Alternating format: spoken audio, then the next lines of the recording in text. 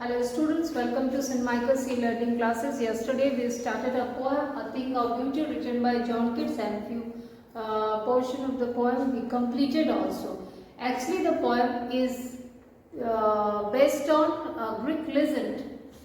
In this legend we find there is a young shepherd, his name is Endymion, and he had a vision of moon goddess Cynthia, and he decided, he took a resolution, a vow to go after her and seek for her.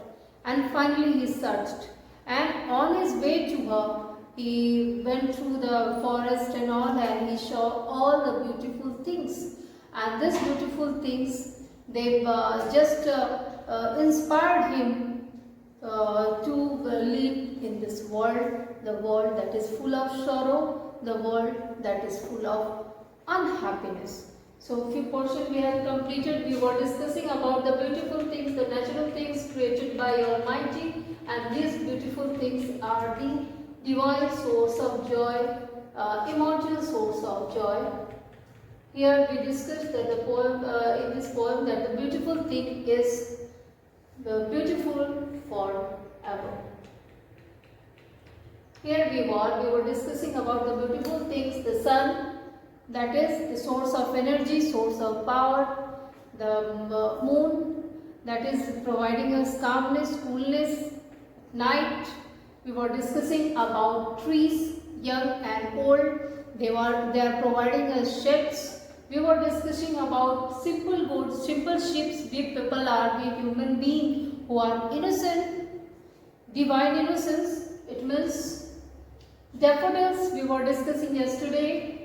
Also, they are there in forest, the world of green, and then clear rills, the streams, small streams who are providing us cooling current in the season of summer. At the same time, the poet is talking about rich with sprinkling of fair musk rose blooms. He is talking about beautiful rose with its nice fragrance. That is also provided by Almighty. That is also created by the creator of the world, God. And such too is the grandeur of the dooms. Here, the grandeur of the dooms means the magnificence that we imagine, the magnificence that we imagine for our mighty deeds, our great people, our mighty deeds, dead forefathers on the doomsday. Actually, the poet is talking about, here in the next line you see, we have imagined for the mighty deeds, all the riches that we have heard or read. Here three lines we have to, these three lines are connected here. Here the poet is talking, grandeur means what? It's your homework for today, students. Grandeur and dooms. These two words are your homework. Now you see, I have already told that the poet is the poet is finding beauty in everything. Here he finds beauty in death also. Mighty, that is enormous, that is great death. Here the poet is telling that we have our tales, that we have heard, we have learned, and it's talking about our great warriors, the brave warriors who discarded their life for the sake of their country or for the sake of the humanity. So he's telling if the beauty lies there also.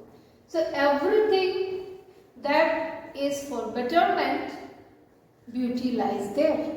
Now the poet is talking about these all things, these all beautiful things, they are showered upon us by Almighty the God, and they are immortal. You see, an endless fountain of immortal rain pouring onto us from the heavens brink. Brink means what? Brink means age, kinara. So here it's telling these all beautiful things are provided, created by Almighty, and He has given us to enjoy, and they are immortal things. They are not going to be ended.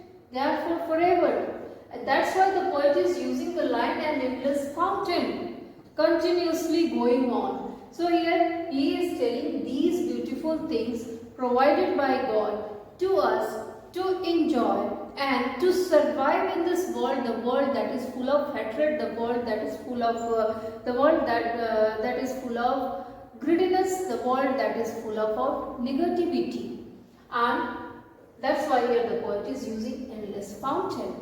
I hope you understood this poem. Again I am repeating. Actually the poem I have already told to you that it's based on Greek legend. It's about Endymion, a young shepherd who was looking for moon goddess Cynthia, and just on the way to her, he just wandered in forest and he saw all the beautiful things created by nature, and suddenly it became a source of happiness, and the poem is a part of that poem Endymion.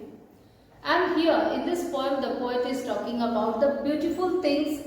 He is telling these beautiful things are source of joy forever. Continuously they are providing us happiness. They will not be faded away. He is talking about every day. He is talking about the day that we have and the day that has passed already, the new day that is coming. We have all plans and we start surviving. In spite of having lots of hurdles in our life, the dark ways are there. What are the things who are moving this fall away, all of gloomy days, the darkness, the dark clouds?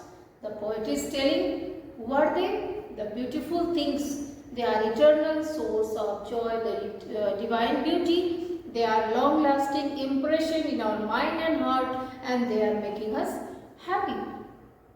Here the poet is giving examples of beautiful things. They are the source of energy, source of power, calmness, coolness, beauty, and of course they are providing us blessings. They are just like boon for us.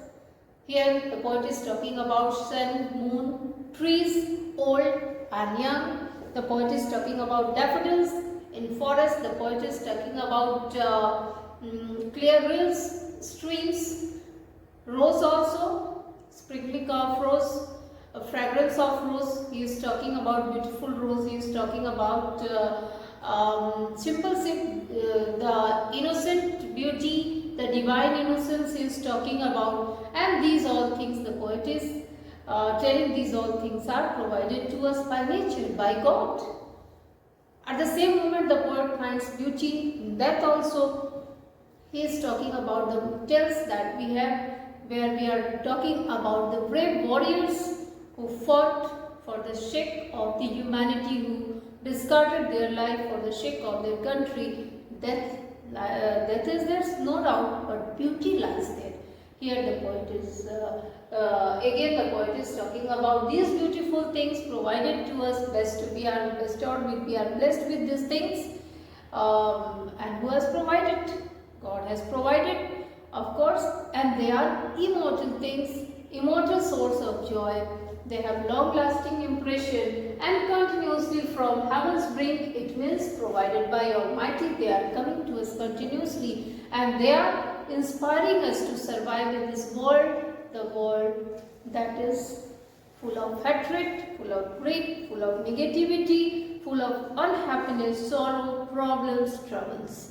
I hope you understood, students. Next class we will discuss about the question answer. I have given you I have already given yesterday about the rhyme scheme. You have to write the literary devices, you have to find. Again in these lines also you have to find out the literary devices that are used in the poem. Again the rhyme scheme, and in WhatsApp group you can share with me. Thank you students. Have a nice day.